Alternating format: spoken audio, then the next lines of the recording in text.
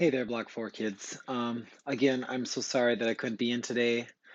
Just the life of being a parent, I guess, is, if when your babies are sick, you got to be home with them. So I'm really hoping today could still be a really productive day for you all, and I hope you, in advance, I hope you all have an awesome weekend. But really, the two things I want you to do today are first, of course, to work on Punnett Square stuff that we did yesterday. Remember, I have my answer key in the front of the room, but I also have my answer key posted online. So I was going to show you that because you're going to have to go on my website to do the thing that you'll be working on the second half of the class period. So whenever you're done with the Punnett Squares, um, we're actually going to, I was going to save this project for after the test, but I'm just going to do it before the test because it worked so well this way with me not being there. But I'm going to want you to choose a genetic disorder and do a poster on that. But first, let me show you where you would go for, I'm going to close out of this, where you would go to get Punnett Square, the Punnett Square answer key to check your work. So obviously, we're still in inheritance on genetics. So you're just going to click that tab when you're on the bio page. And then if you scroll down, I do have, well, if you've missed any classes like Zeke, I know you had emailed me yesterday if you're there today on Friday. I do have my notes and stuff from this last unit online. But right down here, I have this, oops, sorry, homework Punnett Square practice. So I do have the problems here, and I do have my answer key right here posted online. So please feel free to use the answer key. Remember, don't copy the answer key. It doesn't do you any benefit to copy the answer key because I don't really care that you could get the questions right or wrong on the practice problems. You're going to get 24 points just for trying, attempting each problem. I care that you understand how to solve them. So if you're confused about anything, I have some question and answer, some Q&A time already planned for Monday when I get back. And please save those questions for me, and I can go through a couple questions with the class if people need that. All right. So that's what I want you guys to work on the first half of the block. And then the second half of the block, I'd actually want you to work on this genetic disorder presentation. So I do have rubrics there on the front, in the front of the room for you that look like this. And actually, I'm going to zoom in a little bit here so we can, whoa, I zoomed in a little bit too much. And I don't know, can't seem to get like a good happy medium. Okay, so you can work on this project either by yourself or with a partner. So that's why I have two blanks up here. If you choose to work with a partner, no groups of three, please, because I always find that in a group of three, the third person never really does a whole lot. So if you can't figure out how to work with just one other person, then I recommend going solo on this project. And really, I just want you to pick any genetic disorder. It does have to be genetic. So if you don't inherit it, you can't do your project on it. So like HIV, for instance, you're not born with HIV, right? You acquire that through someone's infected blood. So, so please make sure that your disorder is genetic. I'm going to show you a link to some genetic disorders, and you can use the list that I have there to help pick if you need help coming up with one.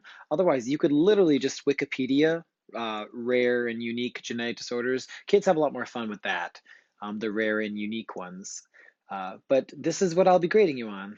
What does the appearance of your poster look like? I do have poster paper in the front of the room like always. If for some reason I run out of poster paper, someone could always run up to the office and ask Jan for another box. That she'd be happy to get you some.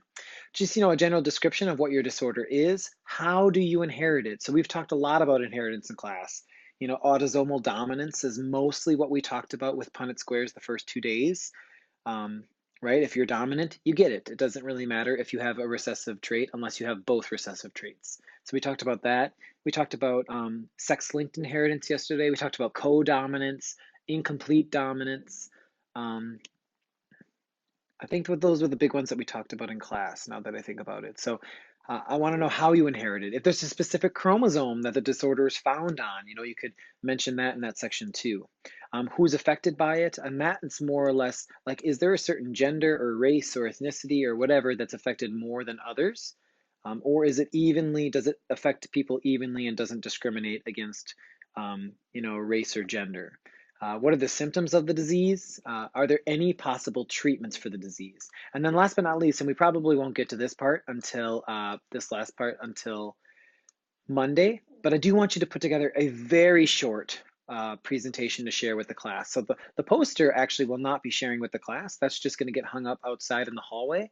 But the presentation, which I do mention here, you just need these three things, like a sentence that describes your disorder, a sentence that explains how your disorder is inherited, and then tons of awesome pictures of your disorder. That's all I want in the presentation. So you can do that at Google Slides, or you can do that in Haiku Deck or a Prezi or whatever. Just make it fun and interesting, but super short and sweet, because when we do the presentations in class, I think I have that scheduled for Monday, but I can't remember because, well, you can see the agenda up on the board. I forgot to take a picture of it. So whatever day I have that scheduled to present these presentations, I want to get through everyone, and my goal is to get through all the presentations in about 20 minutes. So yeah, that's what I want you to start working on second half, this cool genetic disorder thing. Let me show you where you're going to sign up for one, because it is first come, first serve. I mentioned that here. I have a spreadsheet online as well. So if you click this link, I opened up editing permission for you all. I only left 29 blanks because our class isn't even that big. And again, I assume some of you will work with partners, but this right here will take you, this will take you to a list. So if you take a look at this list, there's a lot. These are really, really cool, fun genetic disorders to do research on, because most of the kids think that they're really, really interesting and fascinating. But you can absolutely do your project on any genetic disorder you want. So if you want to do it on diabetes or Alzheimer's or Parkinson's disease, right? It doesn't have to be one of these cool, rare ones. I just threw those out there because these are ones that maybe you have never heard of before.